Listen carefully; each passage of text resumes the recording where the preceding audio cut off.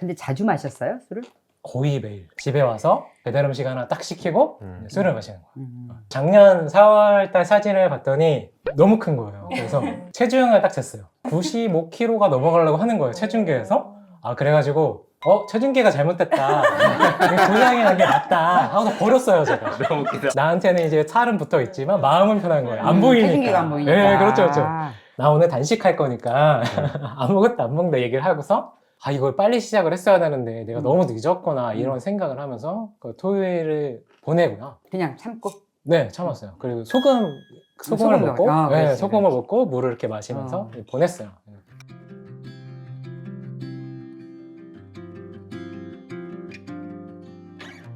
근데 이제 그게 디스크 이렇게 터지고 나서 응급실 가면서 그 생각이 들었던 거예요.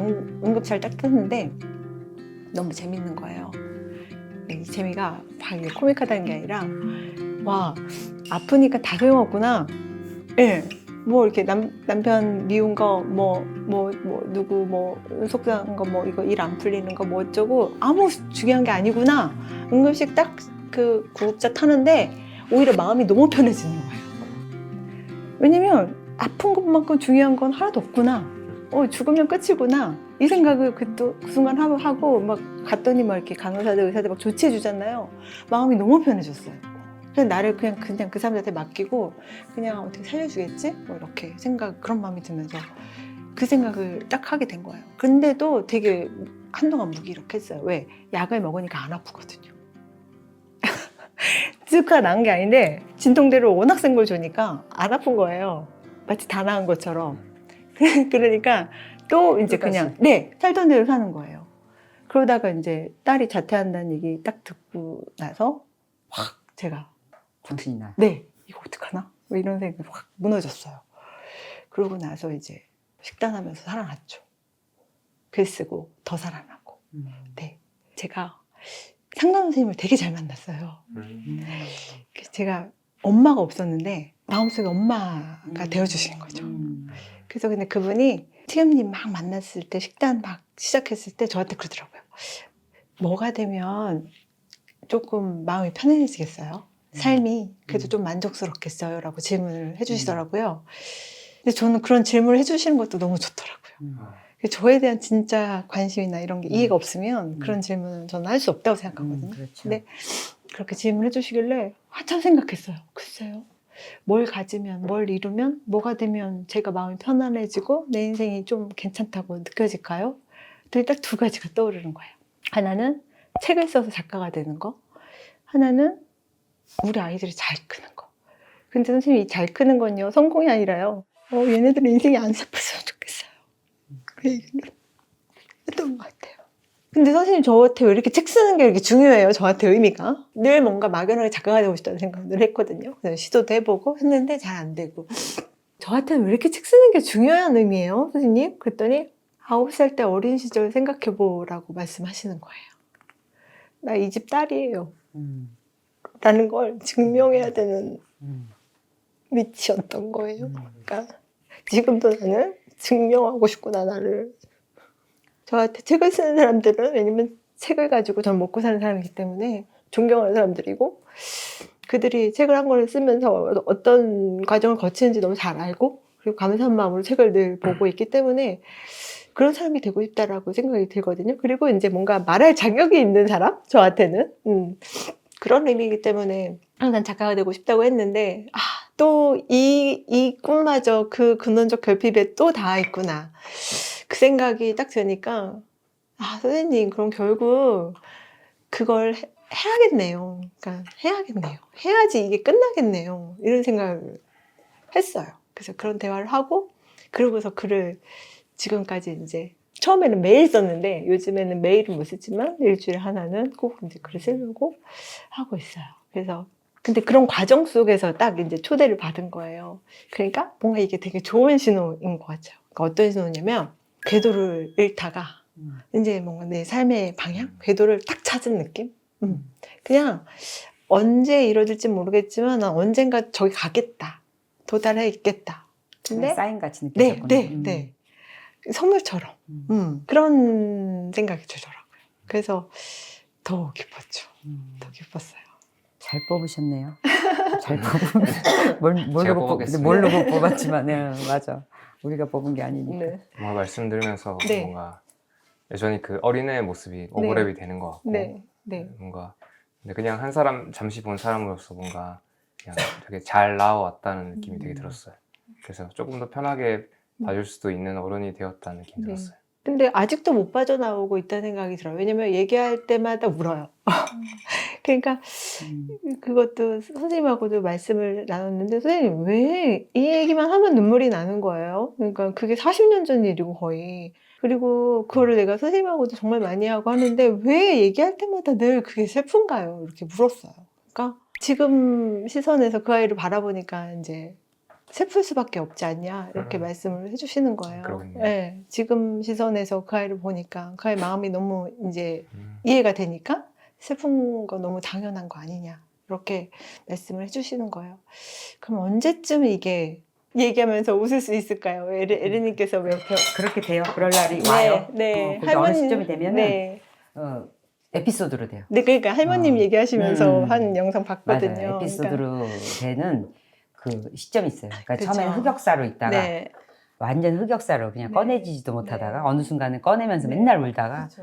어느 순간에 그냥 에피소드지. 그쵸. 내 삶에. 그리고 지금은 야 그때 그걸 안 겪었으면 그쵸. 내가 지금 이렇게 됐겠나 싶은 생각이 드는 거죠. 그래서 최근에 생긴 삶의 목표가 그거예요. 네. 좀 추상적이긴 하지만 내 슬픔과 고통 때문에가 아니라 내 슬픔과 고통 덕분에 내가 살았다라는 묘비명을 쓰고 죽자 이게 저의 그렇죠. 목표였어요. 왜냐면 네. 그거는 사실은 아무 가해자가 네. 없는 건데 내가 내 마음속으로 가해자를 두고 네. 있는 거기 때문에 네. 그렇거든요. 네. 그 사람들도 그때 당시는 다들 그냥 그랬었고 네. 그냥 그렇게까지가 이렇게 생각하고 네. 어쩌면 그 중에 어떤 사람은 그게 정의롭다고 네. 생각하면서 네. 그렇게 네. 했을 수도 있는 건데 근데 지금 누군가는 진짜 어마어마한 상처를 받고 있는 거잖아요. 그런데 모든 구조적인 게 지금 그렇게 가는 거기 때문에 그래서 정말 내가 그거에 대한 납득이 딱 돼서 그걸 어떻게 받아들이냐는 시각만 바뀌면 끝나는 거라 그 상대방하고 바꿀 수 있는 게 아니라서 그래서 감사일기가 답이에요. 감사일기가 답이고 감사일기를 써내려 가다 보면 그 순간에 내가 지금 딱 필름처럼 사진처럼 딱 찍혀있든 그 순간으로 인해서 내가 계속 뭔가를 계속 통찰을 해왔고 나를 들여다보고 그래서 지금 그냥 나를 돌아볼 새도 없이 넘어가고 그냥 노년을 맞을 수도 있는데 젊은 날 어느 한때에 진짜 거기서 해방되는 거죠. 묶였다라는 거를 알지도 못하니까 해방된다는 의미도 없는 건데 그런 거를 이제 딱 보게 되는 날이 오죠. 왜냐하면 이미 의문을 던졌으니까. 네. 그거는 또 그렇게 되는 게 순서고. 그렇죠. 이제 처음에 이유를 알았을 때는 내가 왜 슬픈지, 내가 왜 힘들었는지, 내가 왜 그런 선택들을 해왔는지를 처음에 알았을 때는 감옥문을 열고 나온 기분이었어요. 너무 홀가분한 거예요. 이제 다 됐다. 나 이제 내 인생 됐다. 이랬는데 어떤 느낌이었냐면 감옥에서 딱 나왔더니 갈 데가 없어. 네, 그러니까 현실이 폐허가 되어 있는 느낌이었어요. 전쟁 중이었던 거죠. 밖은. 그래서 나는 이제 이걸 복원하면서 살아야 되는 거예요. 삶을 복원하면서 살아야 되는 거죠. 그러니까 와 나는 30년 동안 넘게 거기에 묶여 살았었는데 와 내 현실 와 이걸 다시 이제 내가 복원하면서 하나씩 또 만들어 가야 되는 거야. 거기에 또 힘이 확 빠지게 되더라고요. 실천은 또 다른 차원이더라고요. 네. 왜냐하면 출발을 거기서부터 실천하려니까 그렇거든요. 네. 그게 지난번에도 우리 그때 그런 얘기가 나왔던 것 같은데 정체성이라는 거거든. 내가 정체성을 갖게 되는 이제 정확한 시점의 사건들을 가지고 정체성을 갖게 되는 거잖아요. 그런데 그 정체성이라는 게 그 시점에서 출발해서 이 정체성을 가지고 내가 내 삶을 창조해 나가는 거거든요. 그러면 나로 사는 거예요. 그게 에고라는 거고 그게 그렇게 해서 내가 삶을 살아가는 걸 메이크하는 거예요.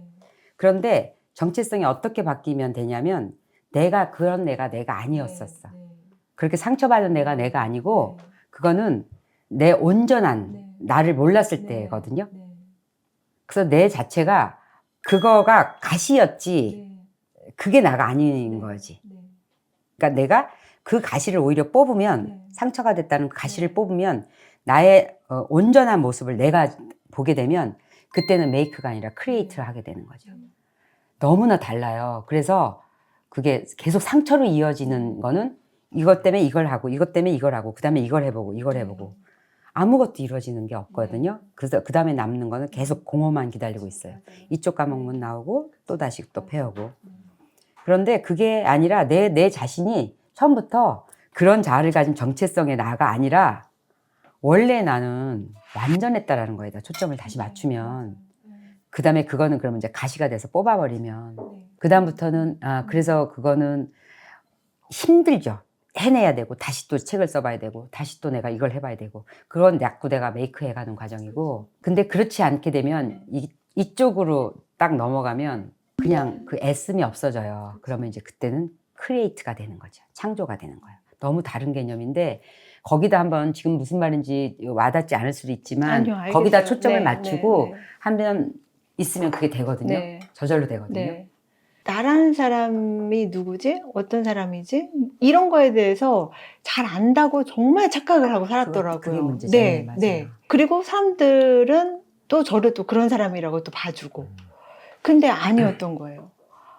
나는 내 마음도 모르고 내 몸도 모르고 아무것도 모르고 맨날 남만 쳐다보고 그래서 굉장히 이제 유능한 선생은 됐는데 내 자신하고는 못 지내는 사람이 내가 만드는 메이크에는 최상을 찍을 수 있죠. 네. 그 에너지를 나한테는 한 번도 쓴 적이 없더라고요. 놀랍게도. 거기에 너무 소름이 끼쳤어요. 와, 그 에너지를 이제 나한테 돌리기 시작하니까 좋은 일들이 생기는구나, 네, 라는 맞아요. 걸 이제 조금. 우리 깨달았어요. 느낌이 네. 다라 그러잖아요. 네, 네. 근데 느낌을 받으려면 좋은 몸을 가질 때 네. 좋은 느낌을 가질 맞아요, 수가 있거든요. 맞아요. 네. 우리가 그 저녁에 술 먹고 막 숙취를 아침에 일어났을 때 갖는 느낌하고 저녁에 공복을 하고 숙면을 하고 났을 때 네. 아침에 느낌. 네. 그거는 몸이 주는 느낌이거든요. 네. 근데 그 느낌이 계속 창조되는 거거든요. 그렇죠. 계속 연속해서. 맞아요. 네. 그렇기 때문에 지금 아마 큰 산을 내가 볼 때는 제일 큰 산을 넘은 네. 것 같아요. 네, 네. 일단 담요도 맞아요. 집어 담요 던지고. 벗어- 네. 그래서 이제 아마 좋은 일만 있을 거예요. 네. 네. 두 분은 현구님이 신청하셨잖아요. 네. 그럼 현구님이 원래 보고 있었던 거예요? 저는 좀 이제 달라요. 네. 다이어트 이렇게 검색을 해서 한 건 아니고요. 네. 이제 어떻게 뭐를 먼저 얘기할지 모르겠는데 30대가 딱 됐을 때 눈물이 펑펑 났었어요. 벌써 내가 30이구나 이러고 있잖아요. 오늘은 또 묘한 20대가 특집이다. 20대가 끝나고 30대가 됐구나 그러면서 이게 너무 재미가 있었는데 이게 너무 시간이 빨리 간다는 걸 느낀 거예요. 30대 때. 이러면 안 되는데 이렇게 하면서 아쉬워서? 시간이 너무 아까워서. 근데 잘 재밌게 노셨나 봐요. 그래도. 그럼요. 그래가지고 좋은 거를 한두 개씩 추가를 해보자 이렇게 생각을 했어요. 30대 때. 네. 딱 30살에. 그래서 술을 끊어보자 이렇게 생각을 해요. 그때. 이미 그때 결혼한 상태였죠? 그렇죠. 아기도 있었어요. 한 살이었어요. 그때. 그래가지고 이제 그렇게 해서 술을 먼저 끊어보고 운동도 좀 하고 막 이렇게 막 계획을 짜잖아요. 해보자 했는데 다 안 되더라고요. 당연히. 아무것도 안 됐어요. 근데 3년 정도가 지나면서 이제 술이 끊어지는 거예요. 한 번에. 이게 이제 그때 이제 생각을 제가 했어요. 내가 만약에 술을 마시면 와이프가 아플 때 운전을 못 해주겠구나. 아기가 아프면 운전을 못 해주겠구나. 뭐 사실 전 운전을 거의 안 해요. 와이프가 맨날 해주긴 하지만 그래도 밤에 혹시 응급 상황이 왔을 때 내가 이거 만약에 못 해주면 마음에 빚 같은 게 생길 것 같다는 느낌이 들었어요. 우선 그걸 하나를 이제 항상 이제 몇 년을 생각을 한 거예요. 3년 가까이. 그리고 이제 술을 먹게 되면은 필름이 되게 끊겨요. 이렇게 한 병이 넘어가면, 소주 한 병이 넘어가면 이게 뭔가 잘못된 거다. 그 기억이 아예 없어요. 다음날 아침이 돼 있더라고요. 그래가지고 이거는 잘못된 것 같긴 한데 이런 느낌 계속 있었는데 근데 자주 마셨어요, 술을? 거의 매일. 그러니까 이제- 술 끊는 게 이슈였겠다. 20대 후반부터 이제 일을 하니까 이거를 끝나고 나서. 푸는 방법을 맞아. 처음에 몰랐어요. 그러니까 집에 와서 이제 배달 음식 하나 딱 시키고 이제 술을 마시는 거예요. 저녁에 그러면 이제- 식사 겸 하는 거죠. 그쵸. 같이 드시는. 그렇죠. 술 몰랐었어요. 같이 먹어요? 네. 아, 스트레스 푸는 방법을 몰랐던 거예요. 그냥 그렇게 하면은 그냥 다음날이 돼 있으니까 전에 기분 나빴던 게 없어지더라고요. 아. 그냥 기억이 안 그렇게 그렇죠. 그렇게 해서 이제 이렇게 살았는데 어느 많은 분들이 날인가 잘못됐다고 생각을 했어요. 왜 기억이 없지? 뭐 이런 게 이제 좀 불안한 느낌도 들었어요. 너무 시간들이 너무 아까운데 없어지는 시간이 때 생기니까 더 너무 아까운 거예요. 그래서 딱 이제 33살 정도 되니까 술이 딱 끊어졌어요. 너무 신기하게요. 그렇게 해서 그때 술을 끊었고요. 그리고 배달 음식 먹었다고 했잖아요. 그때는 8시 정도까지 일을 하고 집에 가서 먹게 됐었는데 그것도 안 하게 되는 거예요. 6시나 한 4시? 이때쯤 저녁을 그냥 먹게 되고 술을 안 마시니까요. 그렇게 하면서 야식을 아예 안 먹게 됐어요. 30대 때. 네. 33살. 네. 그러면서 이제 또 이왕 이렇게 좋은 거 하는 김에 살도 빼보자 해서 다이어트도 이제 알아봤어요. 시리얼을 먹고 아침에 제 나름대로 알아본 거예요. 시리얼을 아침에 먹고 점심에는 닭가슴살이랑 야채랑 살이 그때 쪄 있었어요? 그때도 좀 많이 쪄 있었어요. 술을 많이 마셨으니까 그때 90kg 항상 넘어 있었고요. 그렇게 해가지고 야채랑 닭가슴살이랑 기포 사진을 크게 하나씩 놓고서 하면 참 재밌을 것 같아. 뭐 두고 어머 쳐다보고 이렇게 뭐, 그지? 그러게요. 그럴 것 같아요. 그지? 네. 와. 그래서 딱 이렇게 처음 볼 때부터 이 모습이니까 네. 상상이 안 돼. 자기도 그렇고. 그리고 이제 점심은 싸 갖고 다녔는데 그 식용유에다가 닭가슴살이랑 구워서? 야채랑 이거 좋잖아요. 재료는 몰랐을 거예요. 밥이랑 볶아가지고 볶아서. 이렇게 먹으면 나는 건강하게 먹었으니까 살이 빠지겠구나 이런 생각을 한 거예요. 아침 시리얼을 먹었죠. 점심에 이제 식용유 많이 들어간 닭가슴살 먹었어. 그렇죠. 그러니까 이제 저녁에 오면은 이제 아침이랑 점심은 간단하게 먹었으니까 저녁은 제대로 먹자. 저녁은 이제 치킨을 먹어야겠다. 그렇게 되는 거예요. 계속. 가장 전형적인 뭔가 표본 중에 하나일 수도 있겠다. 네. 되게 이상한 게 그러면서 아니라. 네, 네. 살이 더 많이 쪘어요. 자영업 하는 사람은 네. 더 그렇지. 그러다가 이제 일일 일식이라는 책을 봤어요. 일본 네. 그쪽이더라고요. 네. 그래서 나도 이제 일일 일식이라도 하자. 그래야지 빠질 것 같다. 뭐 3번 먹는 거 한 번으로 줄이면 되지 않을까? 이런 생각을 했어요. 그래가지고 그분이 먹는 것 같이 야채 조금이랑 아유. 그 생선 한 마리 머리까지 다 먹더라고요. 그러면, 뼈까지 씹어가지고. 네, 그리고 밥 한 그릇을 먹더라고요. 네. 이제 오늘부터는 난 이걸 하겠다 하고서 그걸 한 거예요. 근데 이게 너무 힘들더라고요. 먹고 나면 자꾸 일어났다 앉았다 하는 거예요. 커피를 한 잔 마셔야 되는데 과자를 하나 먹어야 되는데 초콜릿을 하나 먹어야 되는데 계속 이 생각이 하루 종일 먹을 거 생각을 하는 거예요. 근데 그냥 버텼어요. 어거지로 버텼어요. 그래서 8개월 정도로 그렇게 했거든요. 대단하시다. 그랬더니 살이 엄청나게 많이 빠진 거예요. 근데 살이 빠진 건 좋은데 배는 이렇게 나와 있는데 배는 안 빠졌구나. 나머지만 빠지니까 올책이 됐네요. 이게 맞나 싶은 거예요. 살을 뺐는데도 배가 계속 있으니까. 신기하다. 예, 그렇게 하고서 코로나가 딱 터진 거예요. 그래서 그때부터는 6시에 이제 집에 가게 됐어요. 8시까지 일을 했었었는데 6시에 가는 걸로 바꿨어요. 혹시 몰라서 건강을 생각해서 그렇게 하고서 그때 또 다시 열심히 시켜 먹고 이제 코로나 걸리면 안 된다. 나는 잘 먹어야 돼. 잘 먹어야 된다. 예, 그래서 점심 저녁을 먹고 또 이제 간식도 다시 먹게 되는데 제 생각에는 진 거예요. 8개월 열심히 했지만 아마 그때 이제 시독이 터진다고 하잖아요. 그때 그게 온 거 얼마나 같아요. 배고팠겠어요. 그래서 다시 90kg가 다시 넘어가지더라고요. 그래서 작년 4월달 사진을 봤더니 너무 큰 거예요. 그래서 그렇죠. 이제 체중을 딱 쟀어요. 체중계 95kg가 넘어가려고 하는 거예요. 체중계에서. 그래가지고 제가 그랬어요. 체중계가 잘못됐다. 고장이라는 게 맞다. 하고 버렸어요, 제가. 너무 웃기다. 진심으로 그렇게 생각하시는 거예요. 그러니까 이제 저는 이제 제가 기분이 안 좋으면 그거를 삭제를 우선 시키는 거 좋아해요. 그게 안 보이면 나한테는 이제 살은 붙어 있지만 마음은 편한 거예요. 안 보이니까. 체중계가 안 보이니까. 네, 그렇죠. 그 상태였는데 지금은 체중계를 다시 샀어요. 왜 그러냐면 다시 날씬해지니까 이거는 분명히 앞자리가 바뀌었다. 나 사야겠다 해서 다시 사긴 했어요. 89.9에서 샀군요. 그렇진 않고요. 작년 7월에부터 이제 제가 알게 돼가지고 시작을 해서 유튜브를 봤어요. 예, 그렇죠. 8월 정도 됐을 때 건강검진을 이제 받게 돼가지고 그때 봤더니 85kg가 돼 있는 거예요. 분명 한 달밖에 안 지난 건데 10kg 넘게가 내려가 있더라고요. 그 한 달 동안에 뭐 했어요? 그것도 이제 또 이게 자꾸 섞어서 들어가긴 하는데 2주 정도는 네. 그냥 맨날 집에 가서 얘기를 했어요. 설밀라티 알아? 그랬더니 모른대요. 그래서 설탕, 밀가루, 튀김까지 나쁜 기름, 튀김 먹으면 나처럼 돼. 막 이러면서 살 엄청 쪄 있는 거 있잖아요. 음. 치킨을 뜯으면서 그런 얘기를 맨날 하는 거예요. 말로만 잊으면. 예. 우리가 지금 재밌게 살고 있지만 그 나이가 들면 분명히 몸이 약해진다. 그렇게 알고 있었거든요. 전통적인 걸 알고 있던 거예요. 그렇죠. 근데 이제 유튜브에 보면은 90대, 100세도 이렇게 됐는데 농사도 지으시고 운동도 하시는 분들이 있더라고요.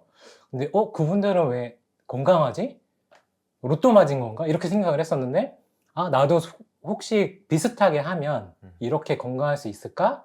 그리고 지금 애기 키우는 것도 너무 재밌고 부인이랑 매일매일 뭐 산책하고 노는 것도 재밌고 하니까 이 시간이 너무 좋은 거예요. 근데 이게 50이 돼 60이 돼서 내가 아파서 이걸 못하게 된다. 그게 난 너무 싫은 거예요. 이거 어떡하지? 이렇게 하면서 되게 많이 걱정을 했어요. 딱 40이 되면서요. 그러면서 유튜브를 이제 찾아보게 30대 됐어요. 한 번, 40대 한 번. 네, 그렇게 된 거예요. 그래서 어. 40대 때 너무 걱정을 한 거예요. 45살 정도 되면은 배가 이만큼 나와가지고 대사질환을 막 달고 다닌다. 너무 무서운 거예요. 나는 95kg니까 당연히 그럴 것 같다. 마음속에는 있지만 말은 못하고 내가 약해지면은 이제 매일매일 재밌는 얘기 하거나 집에서도 웃긴 짓 많이 하고 하거든요. 이런 거를 금방 웃겼어요. 이런 거를 이제 배가 나오고 아프면은 못 하잖아요. 맨날 누워만 있을 것 같고 하니까 걱정이 좀 많이 되더라고요. 그래서 건강하게 사는 법, 내가 왜 살이 찌지? 이런 거 유튜브에 쳐왔는데 근데 이제 말씀해 주시는 게 나온 거예요. 인슐린 저항성 그 영상을 보게 된 거예요. 이제 보고 있었는데 간이 안 좋으니까 지방간이 새고 그리고 거기서 뭐 인슐린 저항성이 생기고 이런 것들을 듣다 보니까 맞는 말인 것 같아요. 우선 내가 뭐를 섭취를 했을 때 이렇게 작동을 하는구나 그걸 알게 된 거예요. 그래가지고 오늘은 또 집에 가서 나 오늘 이거를 봤는데 겸님이 이러더라 하면서 막 제가 설명을 한 거예요. 잘 몰라요 저도 정확하게는. 근데 설명을 해주니까 너무 재밌게 들어주고 제 말하는 제가 너무 신나는 거예요. 이게 뭐 내가 말하는데 알아듣네? 재밌네? 이렇게 되는 거예요. 그렇게 해서 한 10일에서 한 2주 정도로 얘기 같이 하고 얘기를. 그쵸, 치킨을 뜯으면서 그 얘기를 한 거예요. 이거 먹으면은 지방간 되는 거 있는 거야 우리는 막 이러면서 먹고 있었어요. 그렇게 하면서 이제 7월 10일이 됐어요. 그때 이제 그 전날에 준비를 이제 했어요. 오늘은 뭘 준비를 하자. 그래서 설밀라티를 우리는 해야 된다 하면서 냉장고에 있는 식용유긴 한데 몇 가지 있잖아요. 포도씨, 맞아요. 카놀라 이런 것들을 다 뺐어요. 버렸어요. 다 버리고 그 아보카도유랑 그 올리브유 이런 걸로 이제 다 바꿨어요. 돈이 많이 들어서 좀 머릿속이가 좀 복잡하긴 했어요. 이거를 신나게 다 바꿨는데 내가 매일매일 와가지고 겸님 말대로 하면 된다고 이렇게 얘기를 했는데 당장 내일까지만 하고서 3일 못 지키고 이거를 다시 또 바꾸면 이게 돈이 얼마지? 막 이렇게 생각을 했어요. 얘기는 안 했어요 그때. 네, 그때는 이제 막 당당하게 얘기한 거죠. 감정선을 딱 그렇죠. 얘기하는군요. 그렇죠. 당당하게 얘기를 했죠. 나는 이거 할 거니까 이제 앞으로 할 거니까 이렇게 하자 이렇게만 얘기를 했는데 당연히 너무 고맙게 이제 그렇게 하자 이렇게 좋게 얘기해줘서 이제 시작을 한 거고요. 저 일하는 데 냉장고가 있어요. 거기에도 이제 닭가슴살이랑 저염식 도시락 이런 거를 갖다 놨어요. 배고프면은 그거 먹으면 살이 안 찐다고 생각을 했었어요. 근데 그것도 다 버리고 닭다리살 넣어놓고 그 견과류 조금 넣어놓고 아보카도 몇 개 사서 이렇게 얼려놓고 근데 그거를 먹으면 괜찮겠다 이제 생각을 한 거예요. 이제 밥을 먹었는데 배고프면 맞아요. 그거를 간식으로 먹어야겠다 이렇게 생각을 하고 채워놨고요. 탄수화물은 살짝 무서워졌어요. 왜냐면 배가 많이 나와 있으니까 이건 지방간이 있으니까 나는 탄수화물은 우선 안 먹어도 괜찮겠다 하고서 고기를 많이 사갖고 왔어요. 뭐 처음에는 이제 목살을 샀는데 한 끼에 1kg를 구워서요. 500g 이렇게 먹고요. 점심에 그리고 저녁에 똑같이 1kg를 구워서요. 500g을 먹었어요. 목살만 2번 먹었어요? 예. 아니 저기 아내분은 그때 살 안 쪄 있었어요?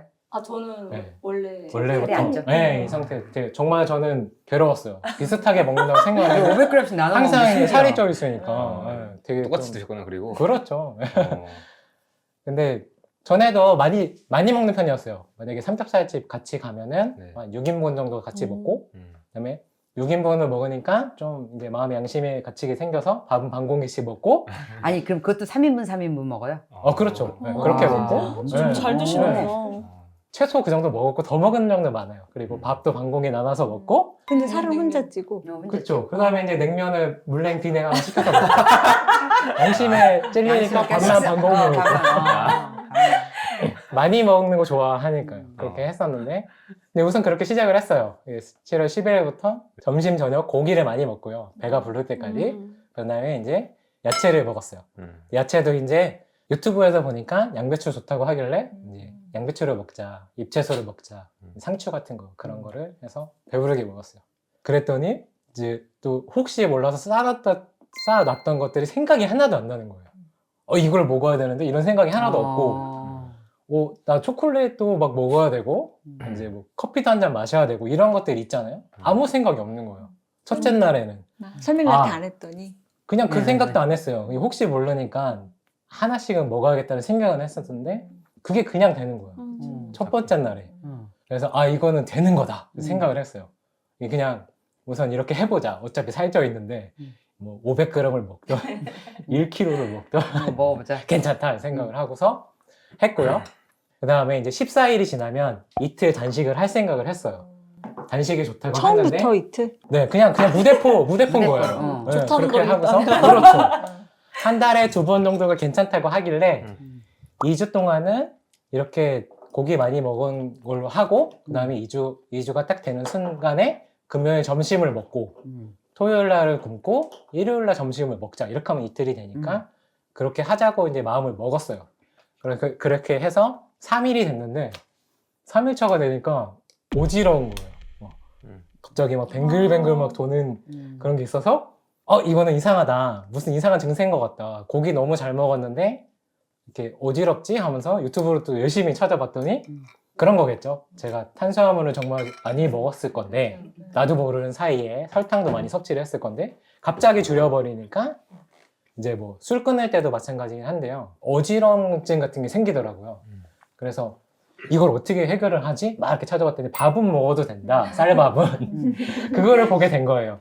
우리 그냥 밥은 반 공기씩 먹자 이렇게 얘기를 했어요. 혼자는 절대 못하네요. 네, 그렇죠, 그렇죠.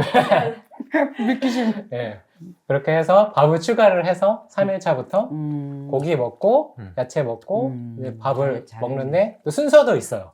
야채를 먹어요. 그런 다음에 고기를 먹고 너무 배가 부르면 밥은 한 숟가락만 먹고 덜 배부른 날도 있어요. 그럼 그때는 반 공기를 먹었어요.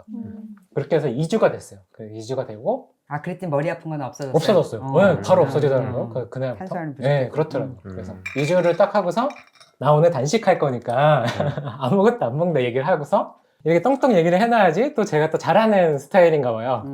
그래서 몇 번을 얘기했어요. 며칠 전부터. 나는 이제 그 토요일부터 안 먹는 날이야. 계속 얘기를 하니까 이제 몇 번을 얘기하니까 항상 몇 번을 얘기하니까 싫었을 거예요. 화났을 거예요. 계속 똑같은 얘기를 하니까요. 하루 이틀도 아니고 뭐 평생 그랬는데. 네, 그렇게 해서 이틀을 굶어봤는데 이게 생각보다 되는 거예요. 잘 되는 거고 토요일 저녁 때가 되니까 기력이 너무 없는 거예요. 언제부터 시작했죠? 금요일 점심을 먹고 점심부터. 똑같이 고기를 많이 먹고 잠을 자고 다음 날이 됐는데 출근도 했어요. 출근도 하고서 퇴근했는데 저녁 때 되니까 너무 이게 세상이 막 이렇게 돌고 있는 거예요. 그래서 저는 그거를 부작용 이런 거 생각은 안 하고요. 내 몸이 너무 망가져서 난 이것도 못 버티는구나 이런 생각이 딱 들더라고요. 만약에 내가 20대고 30대였으면 이 정도야 뭐 3, 4일은 견딜 텐데 이제 40대가 되니까 이거를 못 견디는구나.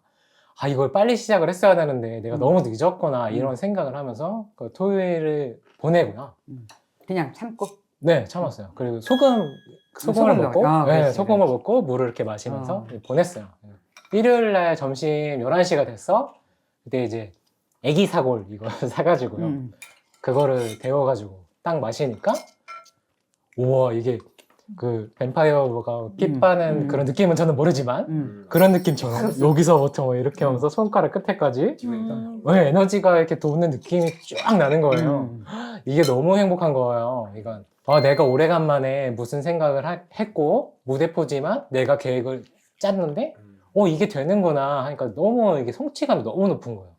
그것도 알게 됐어요. 참 신청을 하고 며칠 동안 나는 그때 왜 일을 할 때 힘들었을까 생각을 해봤는데 힘든 사람들이 오면은 믹스 커피를 한두 잔 마시던가 초콜릿을 꺼내서 먹고 했거든요. 그러니까 이제 혈당이 올라갔다 내려갔겠죠. 그러면서 이제 계속 힘이 든 거예요. 그러다가 아, 네. 힘든 손님 겪고 나면 계속 그거- 맞아요. 그렇게 안 하면 못 하겠더라고요. 어. 그러니까 스트레스가 큰 소리 나거나 이제 욕 섞인 말을 들으면 심장이 너무 두근거려서 지금도 그게 좀 심하거든요. 그래서 이게 못 버티겠는 거예요. 그래서 그때부터는 믹스 커피를 꼭 마셨어요. 그러면 진정이 되니까요. 아유 고맙네. 네, 그렇게 하다가 집에 가면은 제 세상이 오는 거예요. 애기 케어해 주는 것도 너무 재밌고 애기랑 노는 것도 너무 재밌고 게임하는 것도 너무 재밌는데 조금 미안하지만 제가 이제 게임을 하게 되면 이제 딸 아이니까 당연히 제가 잘하잖아요. 그냥 매일 이겼어요. 제가 맨날 울더라고요. 그렇지만 몇 살인데요? 지금은 이제 13살인데 예, 그때는 이제 그때는 어렸어요. 유치원 뭐 이럴 때이긴 한데 그 성취감이 그거였어? 그렇죠. 여지까지 성취감이. 팔씨름하면은 제가 이기잖아요. 팔씨름하고 이기고 너무 재밌고 이렇게 항상 이렇게 야. 노는 게 너무 재밌는 거예요. 네. 공부를 가르치면은 공부도 이렇게 알려줬거든요. 이게 서로 이제 앉혀놓고 뭐 더하기 빼기 이렇게 알려줄 때도 아빠는 할 줄 아는데 하면서 이렇게 막 풀잖아요. 그러면 딸이 막 이렇게 막아요. 나도 할 줄 안다고 하면서 막 잡아요 저를. 그러면서 막 저는 막 일부러 막 빨리빨리 막 풀고 그렇게 학습계 학습계. 너무 재밌는 거예요. 그런 것들이 그런 경험들이 이렇게 쌓이니까. 진짜 오래 건강하셔야겠네요. 삶이 너무 즐겁다. 맞아요. 너무 재밌는 거야. 근데 다음날 출근을 하게 되면 바로 이렇게 되는 상태가 되더라고요. 네. 너무 힘든 거예요. 낮에는. 네. 그렇게 이렇게 생활을 하다가 자꾸 이제 뒤로 빠지긴 했는데 그 단식을 하고 나서 똑같이 했어요. 또 이제 고기를 먹고 야채를 먹고 밥 먹고 그렇게 또 2주차가 지나고 3주차 때는 토요일 날 점심을 먹었어요. 고기랑 야채랑 밥. 예. 그때 24시간 했네요. 그렇죠. 그렇게 또 2주를 하고요. 토요일만 한 끼 먹는 걸로.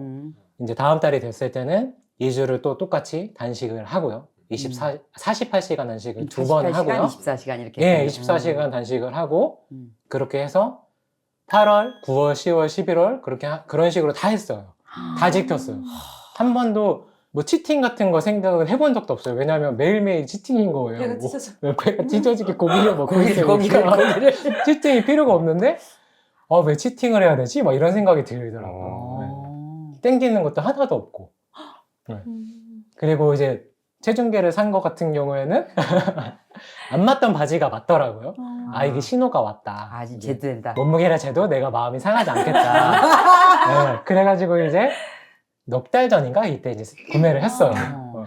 몸무게를 재는 진짜 깜짝 놀랐어요. 70kg대가 들어가 있는 거예요. 저 몰랐어요. 몇 킬로인지도 몰랐는데. 몇 달 만에요? 네 달. 네 달 만에? 네, 그 정도 되니까 그렇게 해서 오늘 아침도 이제 재고 왔어요. 왜 그러냐면 매일매일 재는 게 너무 즐거운 거예요. 오늘 재니까 72kg가 돼 있더라고요. 72kg. 와. 이게 이제 그럼 23kg 빠져. 저 이제 중학교 때 몸무게가 되는 거예요. 키가 크시잖아요. 180인데요. 네, 이제 초등학교 6학년 때 170이었어요. 배도 아예 없어졌죠. 배가 배요? 아예 없어졌죠. 네, 완전. 아랫배 이런 데가 많이 들어갔어. 엄청 많이 들어갔어. 지금은 조금 있어요. 거의 폐인 거죠 그 정도면. 어렸을 때도 항상 배는 있었어요. 네. 그리고 고등학교 때도 항상 배가 있었고. 근데 뭔가 굉장히 즐겁게 한 느낌이에요. 맞아, 듣고 맞아. 있을 때. 너무 재밌었어요. 왜냐면 2주 단위씩 끊어서 하니까 네. 와 너무 이렇게 듣기도 즐겁네요. 근데 굉장히 즐겁게 하신 것 맞아요, 같아요. 맞아요. 성취감 계속 느껴가면서. 맞아요. 성취감이 너무 크더라고요. 네. 성취감. 맞아요. 그리고 그것도 있었어요. 네. 그 살이 쪄 있을 때는 움직이는 것도 너무 네, 귀찮고 맞아요. 하잖아요. 힘들어요. 예. 근데 이제 어느 정도 체중 감량이 되는 기점부터 가만히 앉아 있는 거랑 그게 너무 힘든 거예요. 네. 엉덩이 뼈가 갑자기 튀어나왔나? 그럴 수 이상한 있죠, 거예요. 그럴 수 있죠. 앉아 있는 게 너무 배경, 불편한 거예요. 배경. 맞아요. 그렇게 하고 운동을 좋아하진 않지만 하게 됐어요. 그래서 풀업이랑 팔굽혀펴기랑 처음에는 이제 팔굽혀펴기를 10개를 하니까 너무 힘든 거예요. 못 하겠는 거예요. 그래서 하루에 10개씩만 하자. 그리고 풀업은 1개 정도씩만 해야겠다. 이렇게 생각을 했는데 당겼는데 안 당겨지죠, 당연히. 그래서 40초 매달려 있는 거 그거를 이제 3번을 하고요. 그렇게 석 달 정도를 하니까 한계가 이제 땡겨지더라고요. 그러니까 참 뭐든지 네. 서둘지 않고 하는 게 참 배울 점이네요. 네. 맞아 맞아. 욕심 안 부리는 게. 네, 언젠간 아. 되겠지 항상 그렇게 생각해요. 저 자신, 네. 저게 너무 좋다. 네. 그러다 보니까 1월 달에 이제 한 개 정도가 됐었거든요. 지금 이제 10개 정도. 3달 동안 10개가 매달려만 있고. 네. 지금 10개가 되더라고요. 야. 그러니까 와, 내 자신이 너무 뿌듯하고 하프하기도 10개 간신히 했었는데 지금은 이제 3번 나눠서 하긴 하지만 예, 100개를 채워서 하거든요. 매일. 잘하는 거죠 그러면. 근데 너무 기분이 좋아요. 이게, 아, 나도 이걸 할 수 있구나. 나 왜 30대 때 왜 안 했을까? 애랑 게임에서 이제 그런 걸 안 하겠네. 더 큰 성취감을 요즘엔 시작해서. 잘 안 놀아줘요. 네. 아. 컸다고. 아, 네. 집에서 딸이 딸이 안 날아준다. 게임하느라 바빠요, 혼자. 옆에서 그동안 네. 봐오셨잖아요. 네. 어떤 예정이셨어요? 아, 저는 원래 별로 이렇게 그냥 평범했어요. 그냥 중고등학교 때까지 제가 키가 159거든요. 근데 그때까지도 그냥 빵, 밀가루 진짜 좋아하는데 그냥 먹어도 제일 쪘을 때가 52kg, 53kg 이 정도였었거든요. 근데 그렇게 해가지고 계속 지내다 보니까 대학생이 됐어요. 대학생이 됐는데 저희 집에서 학교까지 그냥 대중교통을 이용을 하면 2시간 넘게 걸렸거든요.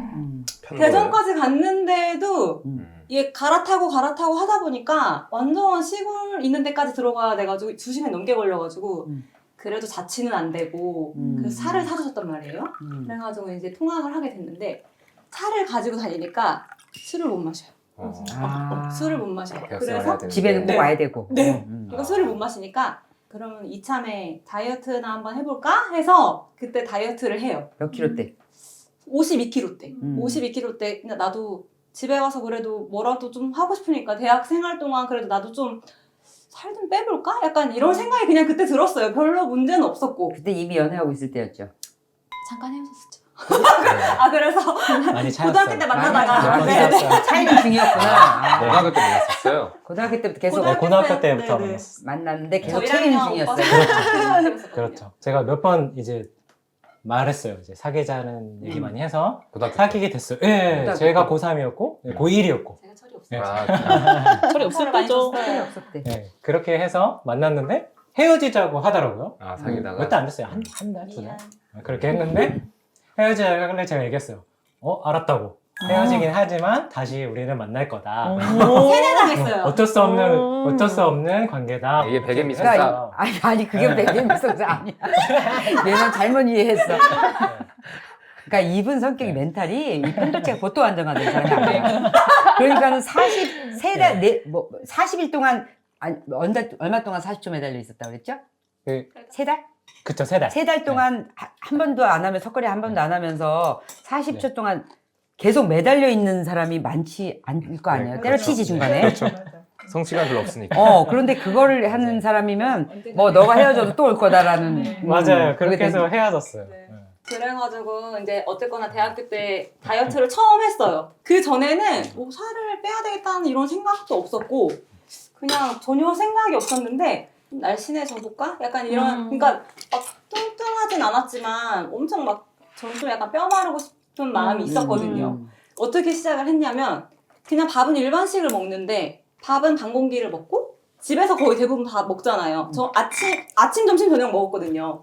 아침에 집에서 밥 먹고 나가서 학교에서는 밥을 어쩔 수 없이 사 먹어야 되니까 근데 그때는 비빔밥을 시켜서 밥을 반 공기만 넣어서 다 이제 야채랑 다 비벼서 달걀이랑 해서 다 먹는 거예요. 그리고 군것질 절대 안 하고 음료수 안 마시고 건강하게 했네. 네, 정말 지금 생각해보면 그냥 빵이랑 이제 라면이랑 이런 거는 살찔 것 같다는 마음이 드니까 그때는 그냥 그렇게 안 먹었던 건데 좋았던 것 같아요. 그리고 집에 와서는 러닝머신을 우선 1시간을 해요. 1시간을 하고 이제 스트레칭이랑 근력 운동을 한 40분 정도 해요. 집에서? 네. 그렇게 해서 한 1년 정도 지나니까 한 8kg가 빠져 있더라고요. 그러니까 44kg가 됐어요. 아니 52kg에서 네. 와 8kg가 진짜. 그냥 44kg가 됐어요. 그래서 95에서 출발한 거하고 너무 다르지. 원래 뺄 살이 별로 없었을 텐데. 글쎄 그러니까. 말이야. 그래가지고 44kg가 됐는데 이제 26살 때 결혼을 하고서 두 분 결혼하신 거죠? 저희 정신력이 안 맞지. 아니 혹시나 딴 데 갔다 올 수 있어요? 아니요. 근데 저는 임신하고 나서 그런 건 다 안 먹었거든요. 그러니까 인스턴트 그리고 밖에서 사 먹는 음식 잘 안 먹고 이제 라면은 아예 끊고. 그러니까 좀 약간 근데 빵은 좀 먹었던 것 같아요. 근데 제가 생각했을 때 그때 당시에 건강했던 빵, 그러니까 뭔가 유기농 밀가루, 유기농 설탕 이런 거로 만드는 그런 수제 빵들은 저는 좋은 줄 알았어요. 그래서 그치. 그런 거 먹었죠. 좀 약간 억울해요. 그래서 아무튼 그렇게 해서 아기 만삭 때가 59kg였어요. 근데 병원에서 저 진짜 운동 진짜 열심히 했거든요. 하루에 산책 2시간씩 하고 임산부 요가하고 그리고 아기한테 아쿠아로빅, 이렇게 물속에 있으면 아기가 그 좋다고 해가지고 되게 막 덩실덩실 배에서 거리거든요. 그래가지고 아쿠아로빅하고 막 운동 진짜 열심히 했는데 병원만 가면 선생님이 엄마 이렇게 아기 살찌면 안 된다고 이렇게 머리 더 커지면 안 된다고 자연분만 못 한다고 그리고 여기서 더 어떻게 열심히 해야 되나 선생님 막 이제 이랬었는데 결국엔 자연분만으로 나서 3.77kg로 그래서 이렇게 나가지고 또 수유하는 동안에 1년 동안 수유했거든요. 수유하는 동안 내내도 더 음식에 더 신경을 썼죠. 완전 그냥 완전 신경을 썼죠. 그래가지고 그렇게 잘 컸는데 아기 때는 완전 괜찮더니 어린이집 가고 시작하니까 이제 자꾸 아픈 거예요. 그러니까 자꾸 애들한테 올마오고 하니까 아기가 네, 그래서 저는 그때까지 저희 아기가 3살 넘어가지고 어린이집 갔는데 그때까지 막 열이 막 엄청 오른 적이 없어가지고 그리고 저는 좀 약간 약을 완전 믿는 건 아니에요. 그러니까 약이 완전 해결해준다는 생각을 그때 하고 있지 않았었거든요. 그러니까 저도 그랬어요. 뭔가 근본적인 거를 치유를 해야 하는 거? 만약에 그래서 살짝 코가 나오거나 뭐 감기 기운이 있거나 하면은 뭔가 좀 더 약 말고 할 수 있는 방법을 그래도 최대한 많이 해보는 것 같아요. 근데 그랬었는데 애기한테도 마찬가지로 적용을 했죠. 그러니까 아로마 디퓨저를 같이 이렇게 그 가습기 나오는 거 있잖아요. 그런 거를 해주거나 약간 이런 식으로 했었는데 어느 날 아픈데 얘가 그래서 너무 제가 어떻게 할 수가 없을 것 같아가지고 병원을 갔더니 엄마 여태까지 해열제도 안 먹이고 뭐 했냐고 저한테 해열제 먹이는 방법도 모르냐고 막 뭐라고 하는 의사 선생님이. 그래서 근데 좀 약간 슬펐죠. 제가 더 막 어쩔 줄 모르고 되게 막 그렇게 뭐 당황스러운 상태에서 저한테 자꾸 뭐라고 하니까 그래서 그때부터는 좀 병원을 잘 가요. 효과가 있었네. 무서워요. 그러니까 저 같은 경우에는 진짜 초등학교 저학년 때 이후로는 감기도 한 번 안 걸렸거든요. 저는 좀 약간 타고난 체질 같아요. 그러네요. 그래서 이제 아기는 그때부터는 좀 약간 아프다 싶으면 병원을 자꾸 가게 되더라고요. 어쩔 수 없이. 그렇게 해서 지내다가 아기 낳고 나서 한 6개월에서 1년 사이였던 것 같아요. 이제 요가를 하게 돼요. 요가 좀 약간 나도 몸매 관리를 좀 다시 해볼까? 아니 그리고 아기 낳았으니까 좀 완전 다 그 관절이 다 벌어진다고 하더라고요. 아기 출산하면. 그래서 그걸 좀 맞춰볼까? 좀 몸을 좀 생각을 해볼까? 하고서 이제 요가원을 다니게 되죠. 요가원을 다니면서 또 이것도 다니다가 좀 제가 진짜 뻣뻣 체질이거든요. 완전 막 그 학교에서 체력 검사하면은 막 마이너스 나오고 막 그랬거든요. 완전 안 숙여져가지고 완전 뻣뻣한데 다니면서 이제 사람처럼 됐다 싶으면은 또 다니기가 싫어요. 그러니까 좀 한 번, 2번 빠지면은 또 가기가 싫은 거예요. 그래가지고 그렇게를 몇 년을 반복해요. 근데 제가 또 요가 하면서 너무 재밌어가지고 요가 지도자 자격증 땄거든요. 근데 그때까지 깨닫지 못했죠. 제가 1.5기거든요. 근데 얘가 스트레칭 안 하고 가만히 두면 이게 목에서부터 어깨랑 이런 데가 다 아파요. 그래서 저도 몰랐었는데 그러더라고요. 그래가지고 얘를 풀어주면 확실히 진짜 괜찮고 이렇게 해가지고서 그렇게 지내다가 이제 코로나가 왔어요. 코로나가 와가지고 요가원을 가면 다 마스크를 하고 요가를 하고 있는 거예요. 근데 요가가 좀 약간 호흡이 중요한 운동이거든요. 근데 좀 너무 숨이 막히는 거예요. 그래서 안 되겠다 하고서 집에서 요가를 시작하죠.